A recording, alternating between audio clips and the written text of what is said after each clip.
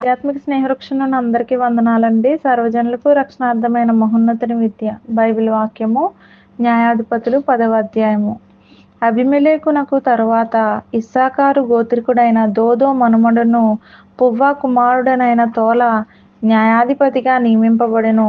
అతడు ఎఫ్రాయిమీయుల మన్యమందలి షామీరులో నివసించిన వాడు. అతడు 23 సంవత్సరములు ఇశ్రాయేలీయులకు న్యాయాధిపతి అయి ఉండి చనిపోయి షామీరులో పాతిపెట్టబడెను. అతని తర్వాత గిలాదు దేశస్థుడైన యాయీరు నియమింపబడిన వాడై 22 సంవత్సరములు ఇశ్రాయేలీయులకు న్యాయాధిపతిగా ఉండెను. అతనికి 30 మంది కుమారులుండిరి. వారు 30 గాడిద పిల్లలనెక్కి తిరుగువారు. 30 ఊరులు వారికుండెను.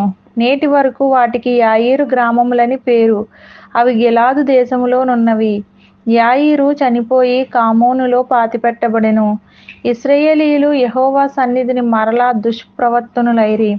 వారు యెహోవాను విసర్జించి ఆయన సేవ మానివేసి బయలులు, అస్తారోతులు అను సిరియన్ల దేవతలను, సీదోనీయుల దేవతలను, మోయాబీయుల దేవతలను, అమ్మోనీయుల దేవతలను, ఫిలిష్తీయుల దేవతలను పూజించుచూ వచ్చిరి. యెహోవా కోపాగ్ని ఇశ్రాయేలీయుల మీద మండగా ఆయన ఫిలిష్తీయుల చేతికిని అమ్మోనీయుల చేతికిని వారిని అప్పగించెను.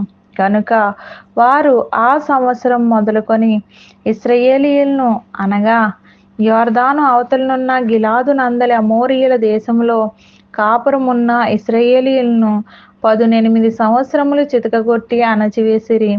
మరియు అమ్మోనీయులు యూదా దేశస్థులతోనూ బెన్యామీనీయులతోనూ ఎఫ్రాయిమీయులతోనూ యుద్ధము చేయుటకు యొర్దానును దాటిరి. గనుక ఇశ్రాయేలీయులకు మిక్కిలి శ్రమ కలిగెను.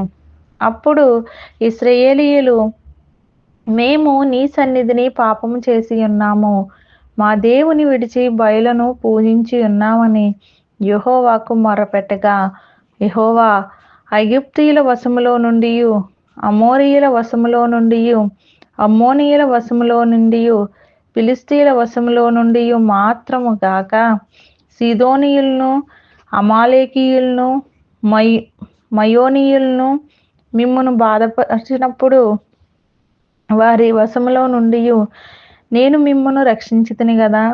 అయితే మీరు నన్ను విసర్జించి అన్యదేవతలను పూజించితిరి. కనుక నేను ఇకను మిమ్మును రక్షింపను. పోయి మీరు కోరుకొనిన దేవతలకు మొర్రపెట్టుకొనుడి. మీ శ్రమ కాలమున అవి మిమ్మును రక్షించునేమో అని ఇశ్రాయేలీయులతో సెలవిచ్చెను. అప్పుడు ఇశ్రాయేలీయులు, మేము పాపం చేసి ఉన్నాము, నీ దృష్టికి ఏది అనుకూలమో దాని చొప్పున మాకు చేయుము, దయచేసి నేడు మమ్మను రక్షింపుమని చెప్పి యెహోవాను సేవింపవలనని తమ మధ్య నుండి అన్యదేవతలను తొలగింపగా, ఆయన ఆత్మ ఇశ్రాయేలీయులకు కలిగిన దురవస్థను చూచి సహింపలేకపోయెను. అప్పుడు అమ్మోనీయులు కూడుకొని గిలాదులో దిగియుండిరి. ఇశ్రాయేలీయులను కూడుకొని మిస్పాలో దిగియుండిరి. కాబట్టి జనులు అనగా గిలాదు పెద్దలు అమ్మోనీయులతో యుద్ధము చేయ బూనుకొని వాడెవడో వాడు గిలాదు నివాసులందరికీ ప్రధానుడగునని ఒకనితోనొకడు చెప్పుకొనిరి. ఈ మాటలు విన్న వారందరినీ దేవుడు దీవించి ఆశీర్వదించునుగాక. ఆమేన్.